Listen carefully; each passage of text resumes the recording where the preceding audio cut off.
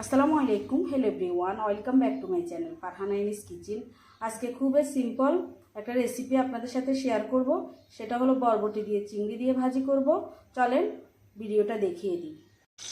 আগ থেকে একটা ফ্রাই প্যান বসিয়ে ফ্রাই প্যানে 1/3 কাপ তেল দিয়েছি রেগুলার। চুলাটা ধরিয়ে দিয়েছি। এখানে 7-8টা চিংড়ি মাছ কেটে নিয়েছি, দিয়ে দিচ্ছি। 2 মিনিট পর্যন্ত চিংড়ি মাছগুলো ভেজে নিব।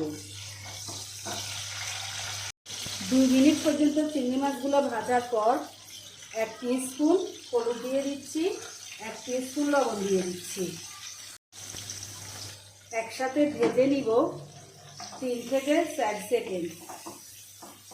চিংড়ি মাছগুলো ভাজার পর আধা কেজি বরবটি ছোট ছোট করে কেটে নিয়েছি। সাথে একটা আলুও দিয়েছি। আলুটা আপনাদের ভালো লাগলে দিবেন, না হলে স্কিপ করতে পারেন। কেটে ধুয়ে পরিষ্কার করে নিয়েছি। 2 থেকে 3 মিনিট ভেজে নিব।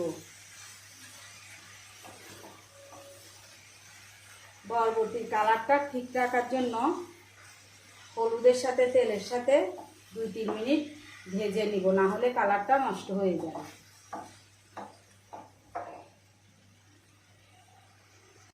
2-3 মিনিট ভাজার পর একটা বড় পেঁয়াজ কেটে নিয়েছি। এই পর্যায়ে পেঁয়াজটা দিয়ে দিচ্ছি। আমি পেঁয়াজটা আগে দিনে এখনই দিচ্ছি। 4-5টা কাঁচামরিচ কেটে নিয়েছি, দিয়ে দিচ্ছি। আধা টিস্পুন জিরার গুঁড়া দিয়ে দিচ্ছি। রসুন আদা পেস্ট আধা টিস্পুন করে, আধা টিস্পুন জিরার গুঁড়া দিয়েছি। আদা রসুনের পেস্ট পুরোটা মিলিয়ে আধা টিস্পুন দিয়েছি। সব কিছু একসাথে মিক্স করে দিব।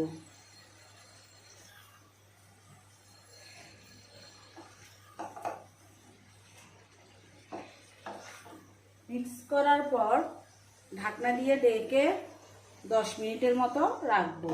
10 মিনিট পর আবার একটু নাড়িয়ে দিব। এর ভিতরে আমি লবণটা চেক করে নিয়েছি, আমার আরও একটু লবণ লেগেছে। আবারও ঢাকনা দিয়ে ঢেকে দিব। কিছুক্ষণ পর ঢাকনাটা উঠিয়ে ভাজিগুলো একটু নাড়িয়ে দিব।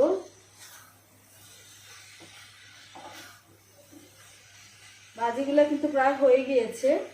এখন এখানে 1 টেবিল স্পুন ধনিয়া পাতা দিয়ে দিচ্ছি, দিয়ে একটু মিক্স করে নিব।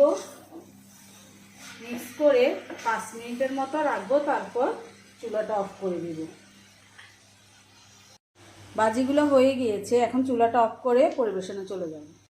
আমার এই মজার বরবটি দিয়ে চিংড়ির এই রেসিপিটি নতুনদের জন্য একটু হলেও উপকারে আসবে। আশা করি আপনাদের ভালো লেগেছে। ভালো লাগলে একটা লাইক দিতে ভুলবেন না। আপনি যদি আমার ইউটিউব চ্যানেল থেকে ভিডিওটা দেখে থাকেন, চাইলে চ্যানেলটা সাবস্ক্রাইব করে রাখতে পারেন। আর ফেসবুক পেজ থেকে ভিডিওটা দেখে থাকলে পেজটা ফলো দিয়ে রাখতে পারেন। ভালো থাকবেন, সুস্থ থাকবেন। আবারও দেখা হবে নতুন কোনো রেসিপি নিয়ে। আল্লাহ হাফেজ।